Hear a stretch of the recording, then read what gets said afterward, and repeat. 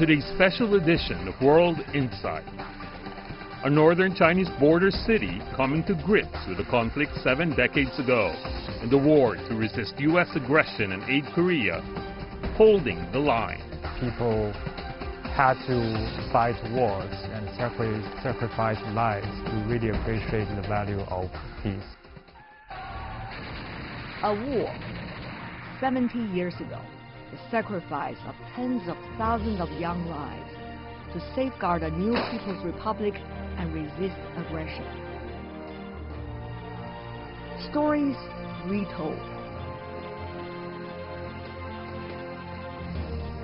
History revisited. As the world faces a time of change, war or peace, World Insight Special on the war against the U.S. aggression and aid Korea. This is a beautiful day in Dandong, the city bordering China and the DPRK. 70 years ago, Chinese volunteer troops crossed this river where I'm standing on to the other side of the Yalu River for the war against American aggression and aid Korea. During the war, the U.S. side bombed this bridge in order to prevent the Chinese volunteer troops from crossing. And people are curious.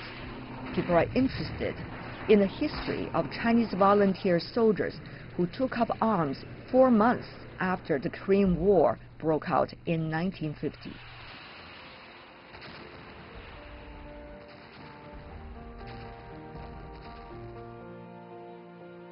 "70 years later, this place has become a very popular tourist destination.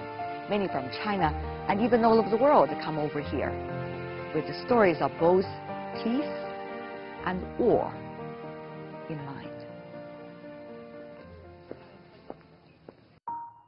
A huge monument was built in today's Dandong to commemorate the fallen Chinese heroes. Many of their remains were buried in Korea. Close to the monument is a war memorial. Old veterans come to pay tribute to their dead brothers and sisters in arms.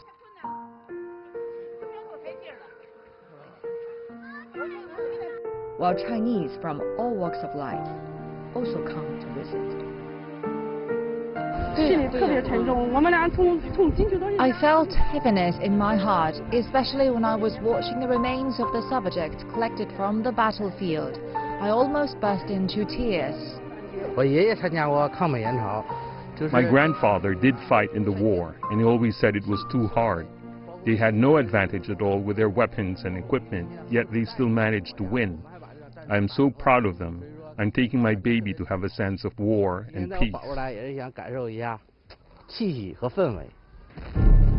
Chinese volunteer soldiers fought the war against the U.S. aggression and aid Korea in extremely difficult situations. At the time, the Young People's Republic was just founded after decades of struggle against colonization, Japanese invasion, and civil wars in between. Nobody wanted another war, but circumstances forced the top Chinese leadership to make the decision months after the Korean War broke out in 1950. One could see this is an asymmetric war. The Chinese People's Volunteers only had armaments belong to this side of the wall. All the rest being exhibited here belong to the U.S. forces. A huge contrast. The stark contrast in firepower was the big challenge of the times. According to Zhao Tong, the Chinese researcher on the Korean Peninsula, and Einar Tangen, a current affair commentator, an American with Korean ancestry.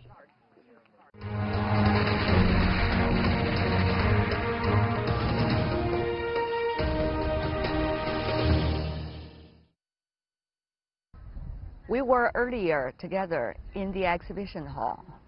Mr. Zhao, to us 70 years ago, and now totally different world. Yes, in the museum we saw the two sides. Their capabilities are really asymmetrical.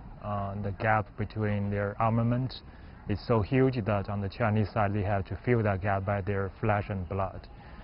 And also along the river last night, I took a walk and saw a statue of Chinese volunteer armies in a line going towards North Korea.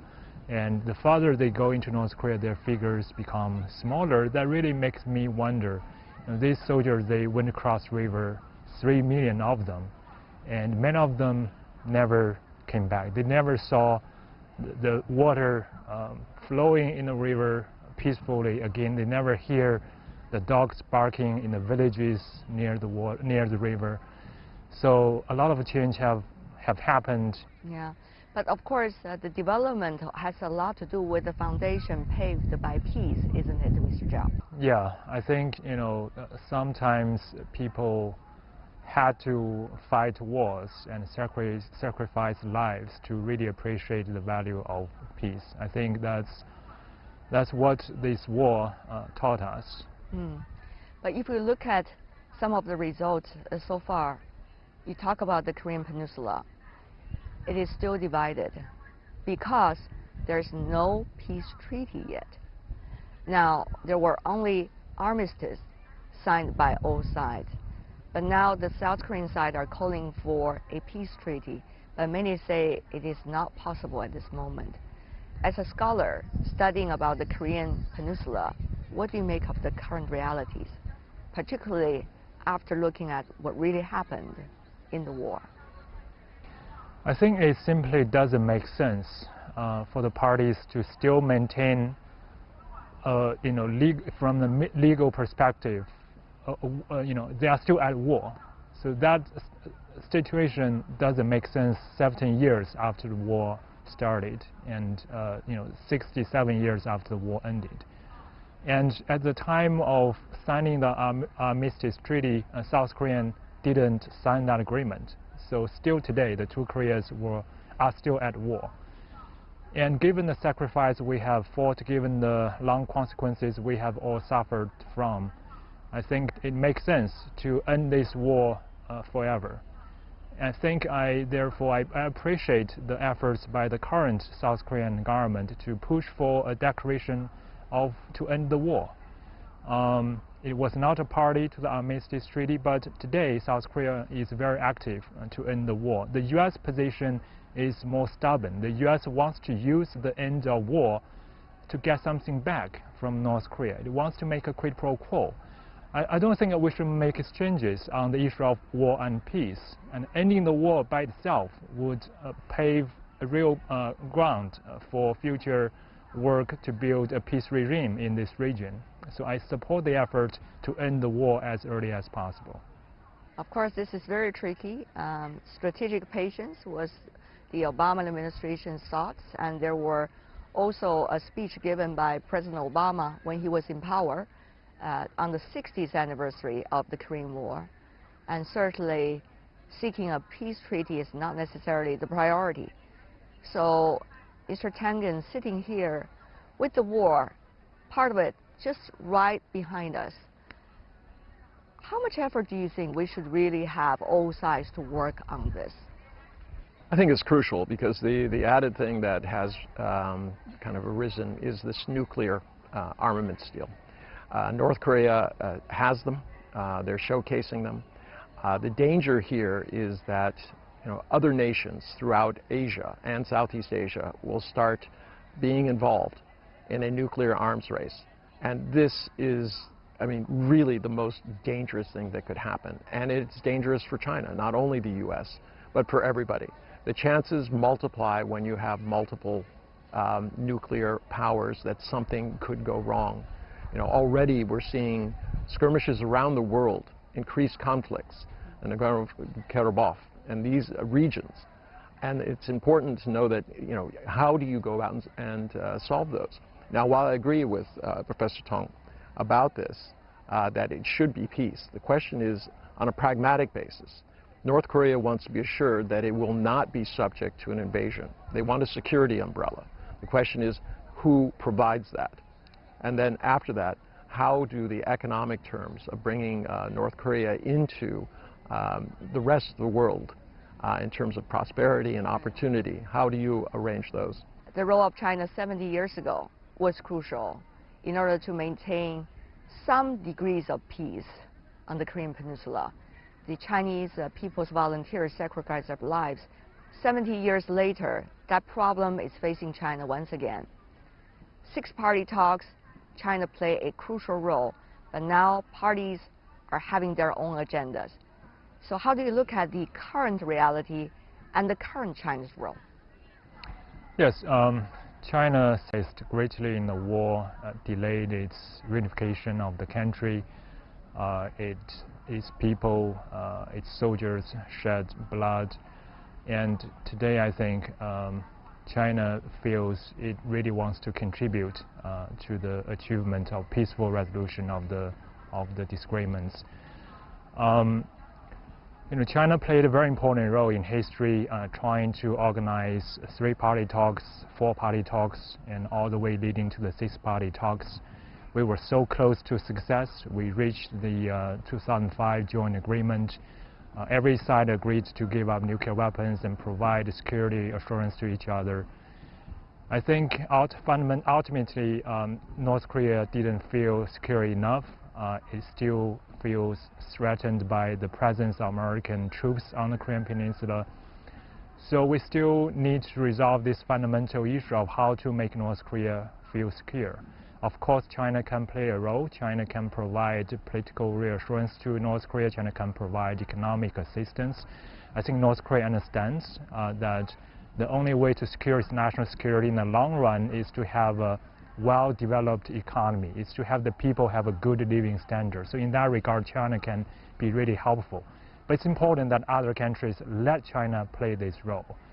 I think it needs agreement between U.S. and China on the issue of sanctions. Before international sanctions are lifted, it's hard for China to contribute economically. So it requires the U.S. to reflect back on its policy of alliance relationship with South Korea, its deployment of troops and advanced military assets.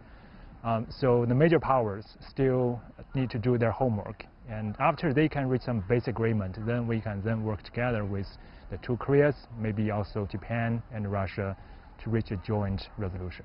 Some suggest that, Mr. Kangen, we are facing a rather similar situation as compared to 70 years ago. At that time, the young People's Republic was just born.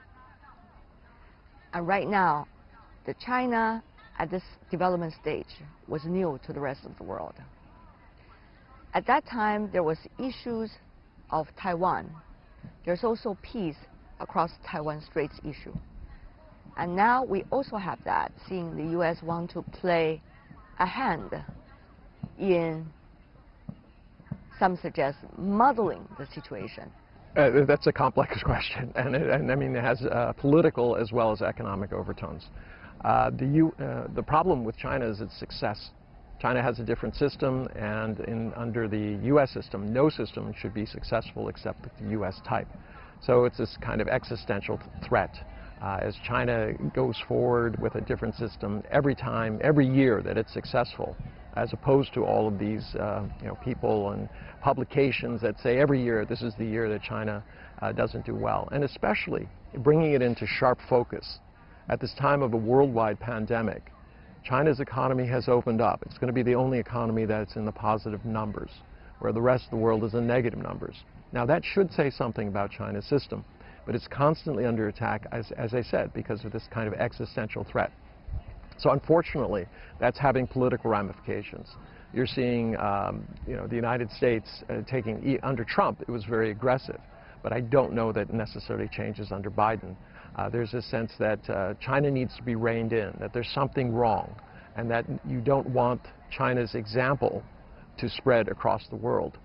So at this point, China is not only under attack in terms of Taiwan, but they bring up Tibet, Xinjiang, Hong Kong, South China Seas.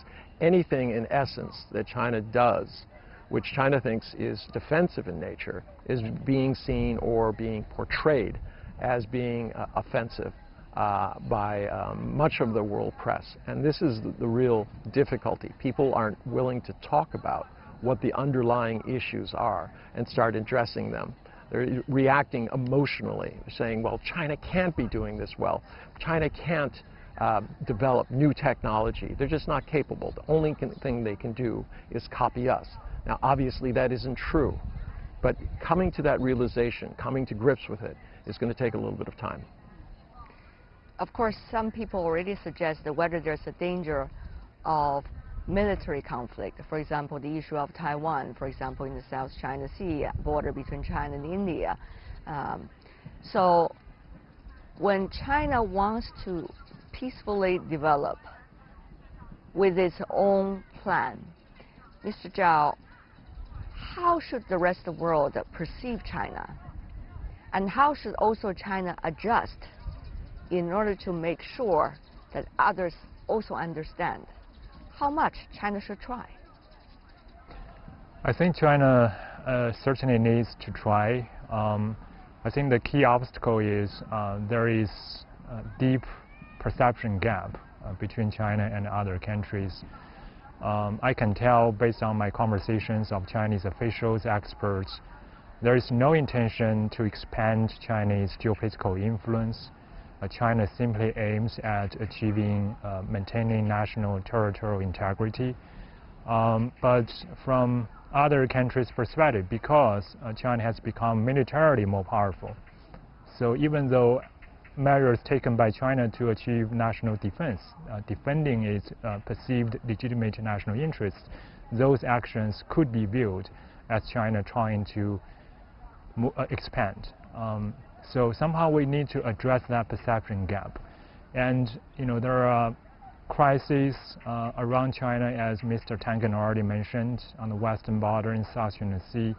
But still, I think in the northeast, that's the most critical region that needs immediate attention.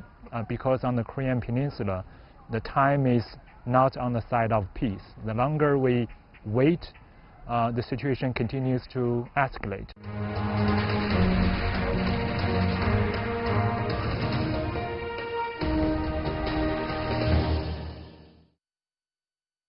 The time when we talk about the Korean War was in the early 1950s. It was not long after the success of the U.S. after the Second World War. One could see the ambitions and aspirations the U.S. had at that time was more than it could handle, as reflected very well in this war. So what can we learn, the rest of the world?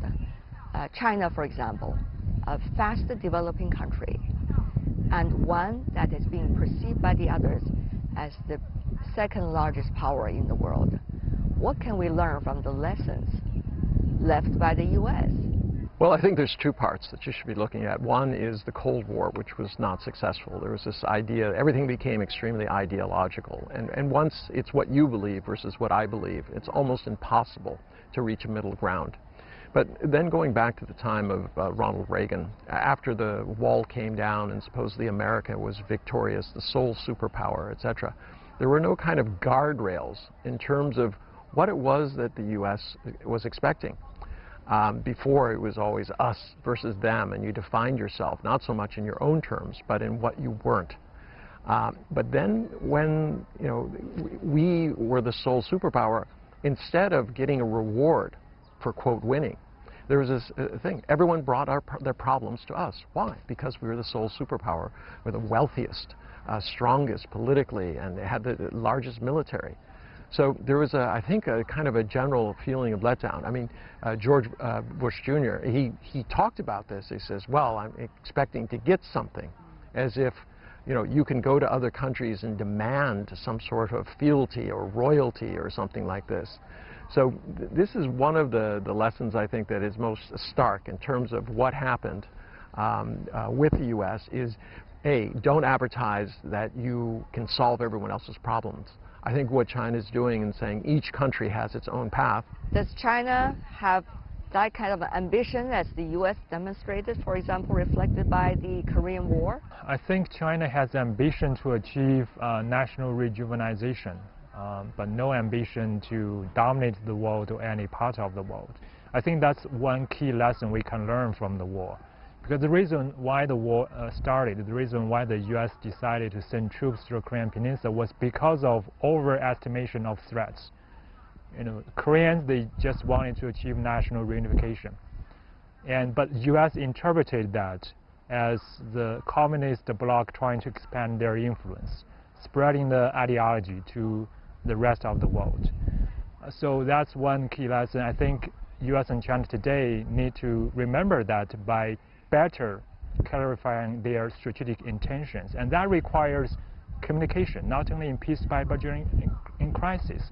That relates to the second lesson we can learn from the Korean War, which is the Americans, they didn't really understand Chinese red lines. There was lack of communication directly between the two sides. Chinese Premier Zhou made it very clear, once American troops crossed the 38th parallel line, China would send troops. China wouldn't sit idly by. But there was no effective communication. Americans didn't trust what China said.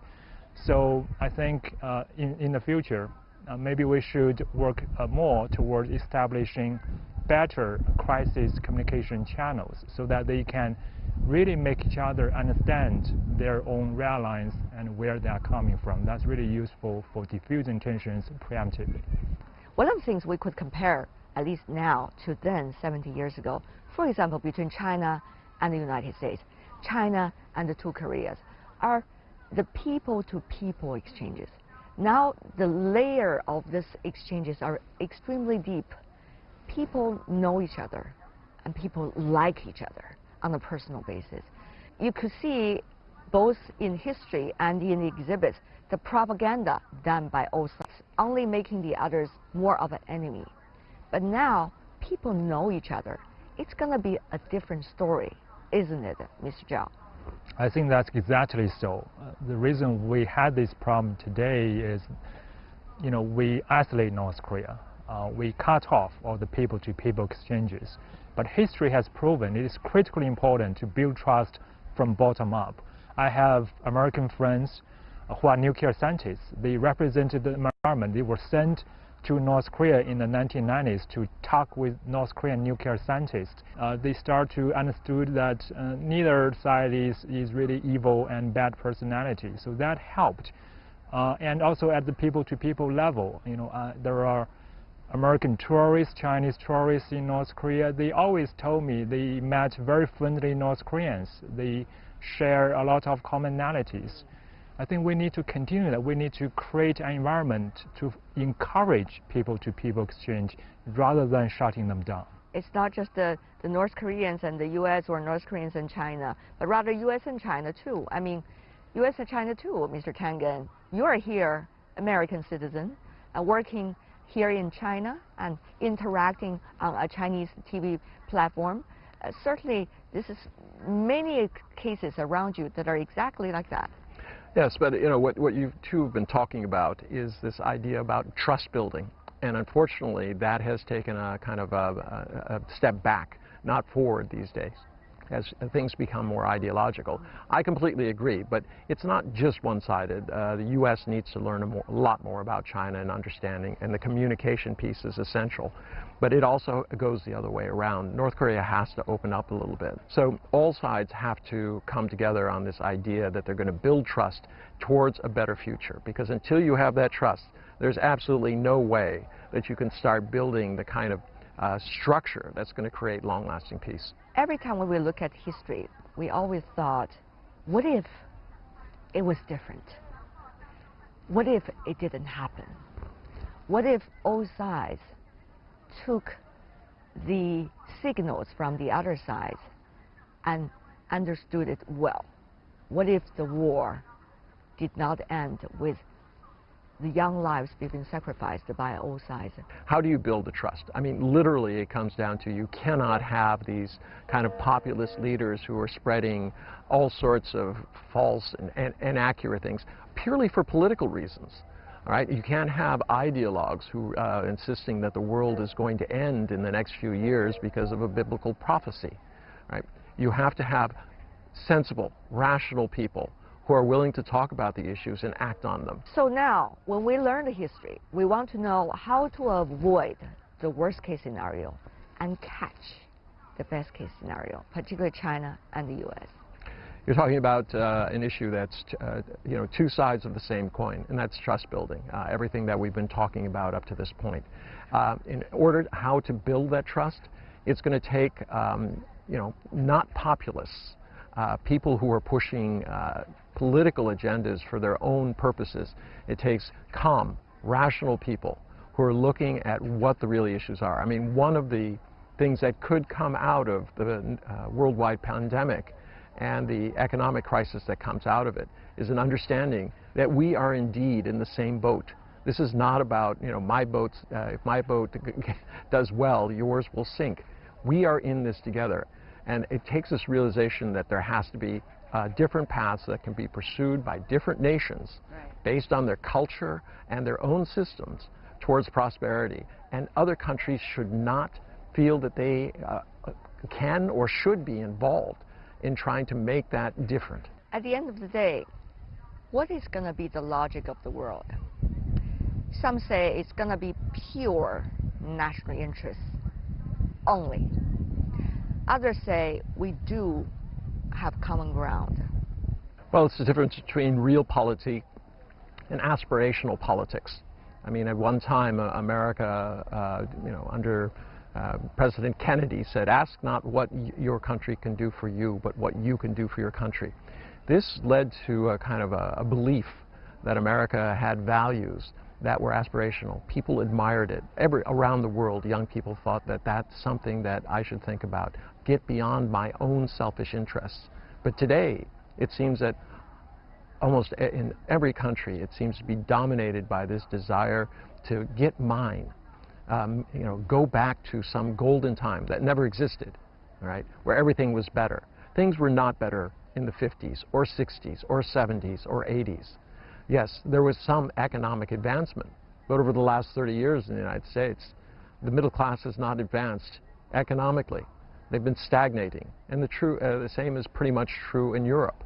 So it's time to take a fresh look at exactly what we want from our governments and our society, how we can achieve that, and make it aspirational. It should be that we have to balance what we need as individuals with what those around us need. I think looking back, you know, war never really helped us solve our disagreements in history during the Cold War. And today, despite we have growing different ideological values, different approaches of resolving diplomatic disagreements, we should remember resorting to violence is only going to do more harm. So certainly working together to prevent war from happening is the most important mission for every nation. Thank you so much. 交通 Entertainment.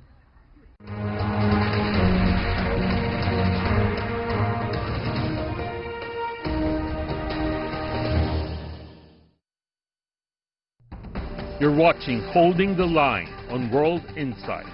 Still to come, a walk down memory lane with a local chronicler of the war after the break. They are fighting for our motherland, and they've carried forward the spirit of internationalism and selfless sacrifice. A war. 70 years ago, the sacrifice of tens of thousands of young lives to safeguard a new People's Republic and resist aggression. Stories retold. History revisited. As the world faces a time of change, war or peace, World Insight Special on the war against the U.S. aggression and 8th Korea. After talking to experts and analysts, I decided to hit the road again in Dandong to meet more locals well-versed in war history. In a typical city neighborhood, I met Gu De-yan, a local reporter who has been covering the war veterans and their families over the past decades. Gu's mother was also a veteran. 70 years ago, she was a bright-eyed, beautiful young woman, volunteered to fight the war. My mom and my 3 older brothers. This is me finally born.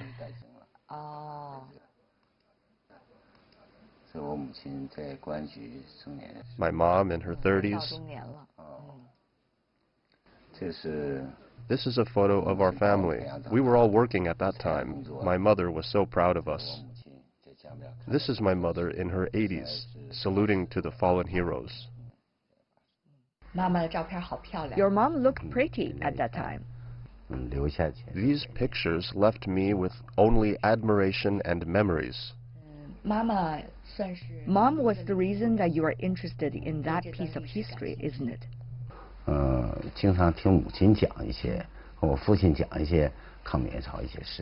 I often hear my mother and father talking about that part of history, so I think it has greatly influenced me. I've been focused on this subject ever since I started working in media.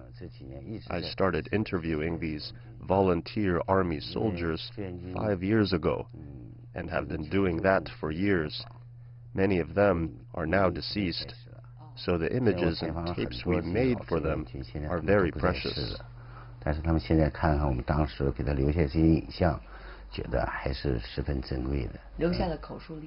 a piece of oral history.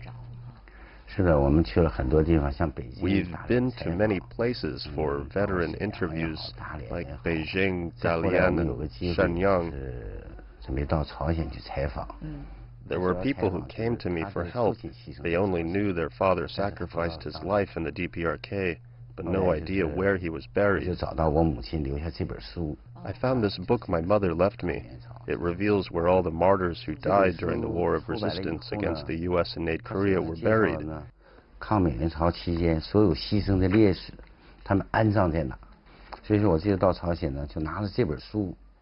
And I took this book with me to the DPRK, looking for the graves of unnamed martyrs. We went to these martyr cemeteries to shoot, and with this book, we were able to help them pinpoint the graves of their ancestors. It took us 4 years to produce this film. It was such a touching moment during the shooting, seeing them reunited. I burst into tears. They've been looking for it for years, and they finally get to see their remains. I could almost imagine your hands might be shaking during shooting. Yes, it was not easy to get to the DPRK at that time. There were stringent procedures. I was the cameraman. In fact, we only had a small team going there. Did you tell your mom about it? She was very supportive of my work, even when she was seriously ill. I said I would not leave. I would stay with her. But my mom told me I should go out interviewing the old veterans and to preserve that piece of history. This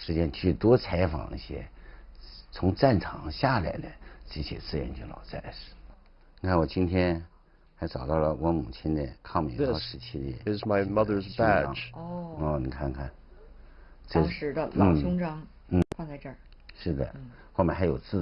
Oh, it has some words on the back. Is it your mother's name?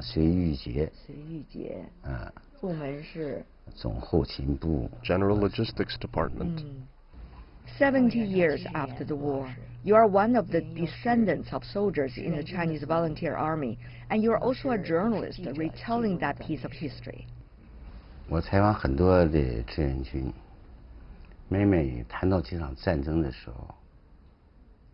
I interviewed many veterans. Whenever they talk about this war, they speak with a sense of pride because they are fighting for our motherland, and they've carried forward the spirit of internationalism and selfless sacrifice. I think this spirit has passed on. Our country is more developed and prosperous today. The veterans are prouder. The peacetime we have today is honoring their lives and their sacrifices. I was once a soldier, and soldiers of our age didn't have to fight a war, so I'd say we live in a better time.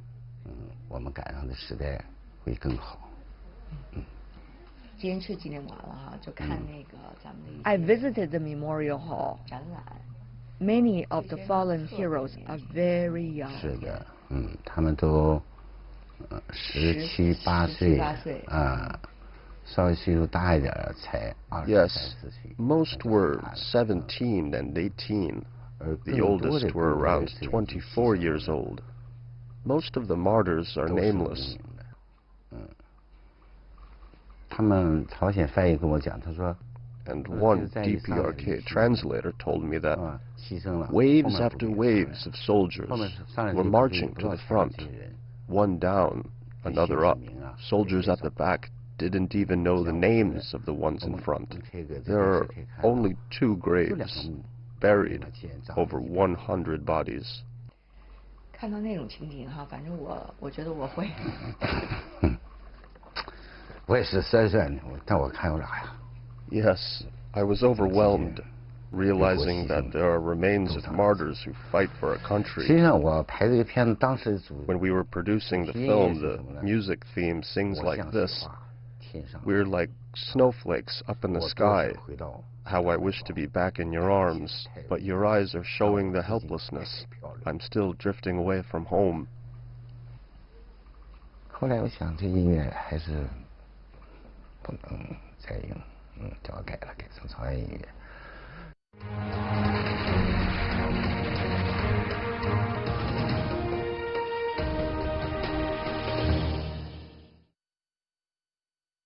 Almost everyone I met on the Yalu River banks has a story to tell about the 7 decades-old war.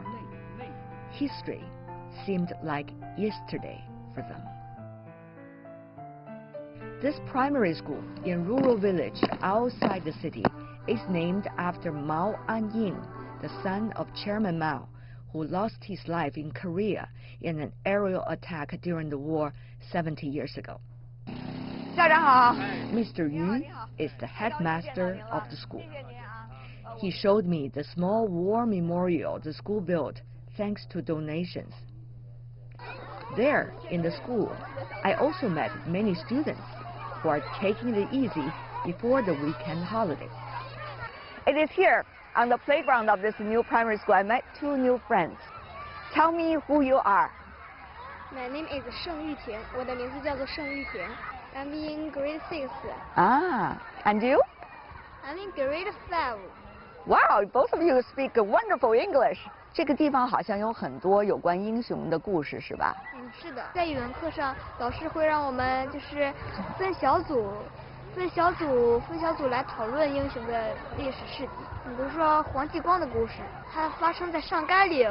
黄继光用自己的身躯为队友开辟道路。虽然他一个人牺牲了生命，但是使整个军队的这一场战斗胜利了。正是因为这些英雄人物，我们才能生活得如此美好。哦，讲得这么好，你觉得呢？我觉得也是的。他们造就了我们现在的幸福生活。你最喜欢的是做什么？我喜欢唱歌。唱歌？哦，你呢？我喜欢踢足球。哦，最近有场比赛进了2个。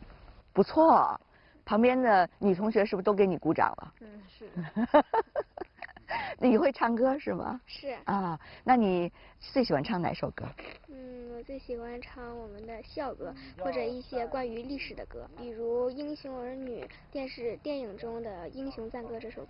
烽烟滚滚唱英雄，思念青山侧耳听，侧耳听。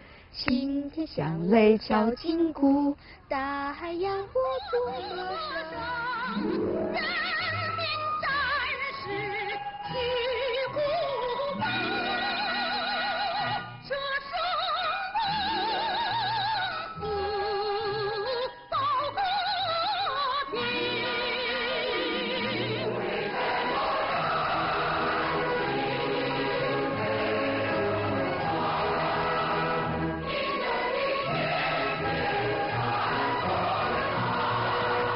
为什么大地春常在？英雄的生命开鲜花。Wonderful. Thank you so much.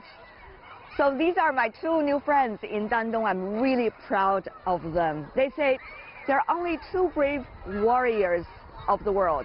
One is patience, the other is time. And time for peace has already come. And this is what it looks like.